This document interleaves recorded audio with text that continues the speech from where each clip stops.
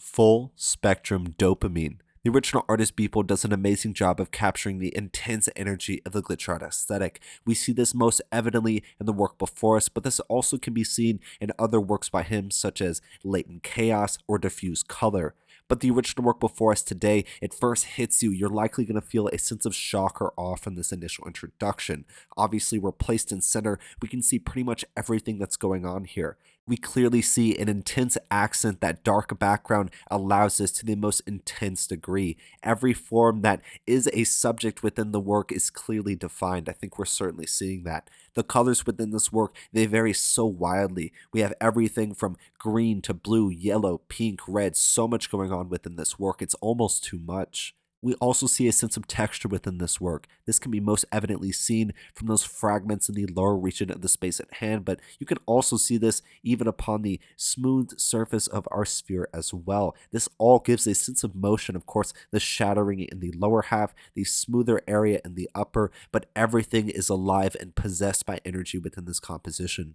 Of course, with this in mind, the element of light is a key part of this piece's visual experience. This gives that energy, that sense of saturation. Of course, it hits you, it strikes you, and burns into lasting memory. With this in mind, I gotta ask you, how do you all feel when you view this work, or even what comes to mind when you're looking at this piece? Clearly, the title of this work as Full Spectrum Dopamine points to a few different things, right? For one, we have the full spectrum of visible light. This is, of course, how we're able to see colors and the colors that we are able to see. But we also have the word dopamine in there. Dopamine is a chemical often released by the body when you feel a sense of pleasure, joy, or even awe as well.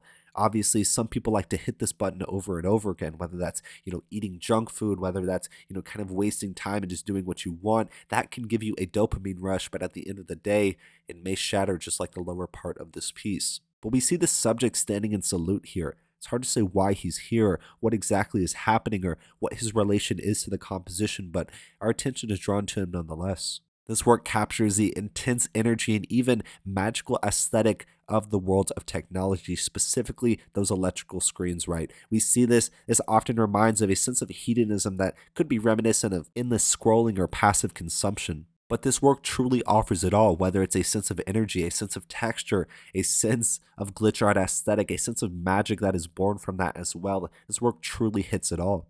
Obviously, we got to mention the glitch art aesthetic when we're looking at this work. When we're using a device that has a screen, if something cracks or there's a glitch in the display, that's going to be a source of anxiety. It's going to be really unpleasant. The glitch art movement and the glitch art aesthetic tries to take this source of anxiety and this source of chaos and then bring it into something that can be controlled in some way or another. This can be expressed in so many different ways, whether it's in a digital render like this, where you're not exactly creating a glitch, so to speak, or more so just depicting it, or it could be to, all the way to the level of breaking a screen or even editing different image files to distort the end results. All of that could be considered glitch art, and this movement is quite broad as well. There's even people collecting old cathode ray tube TVs.